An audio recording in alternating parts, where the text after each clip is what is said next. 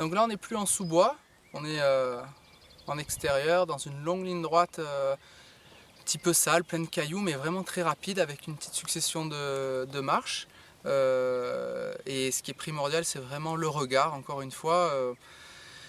Regarder loin pour pouvoir anticiper, c'est vraiment la clé pour pouvoir rouler vite, tout simplement, surtout dans des zones rapides comme ça.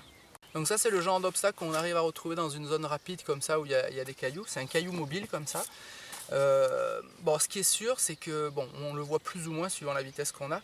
En tout cas, quand on le voit, ce qu'il faut, c'est tout de suite enlever son regard dessus. C'est-à-dire, on l'a vu, on l'a intégré. À un moment donné, on a les yeux, on regarde au loin, on voit un caillou, en plus qui a une couleur différente, qui est là. On l'a vu, et il faut regarder, il faut continuer son chemin parce qu'il y a plein d'endroits pour passer. On peut passer d'un côté ou de l'autre. Et pas dessus. Et si on continue, si on reste bloqué dessus, ce qui est sûr, c'est qu'on va aller droit dessus. Ça, c'est à tous les coups, c'est sûr. Et c'est vraiment la difficulté avec le regard, quoi. Quand on dit que où on regarde, on va, c'est le cas. Donc voilà, on l'a intégré, on l'a vu. Tac, on se refixe sur l'objectif, c'est-à-dire regarder au loin. Et naturellement, on va passer à côté. On va pas se le prendre.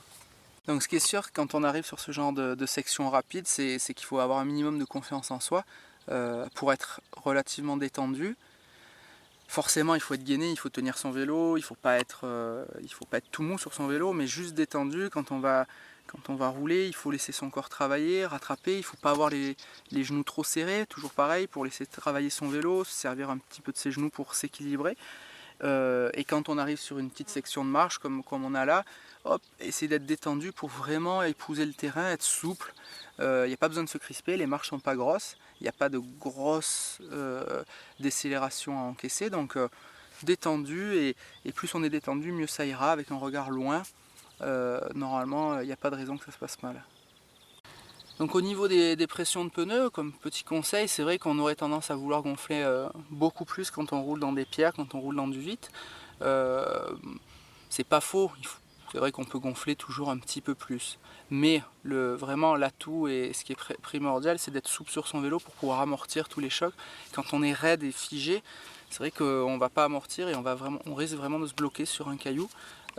Et là, quand ça accroche, quand on sent vraiment que ça tape, là on peut crever. Alors que si on est détendu, un petit peu souple, un peu aérien, c'est vrai que ça se passe déjà beaucoup mieux.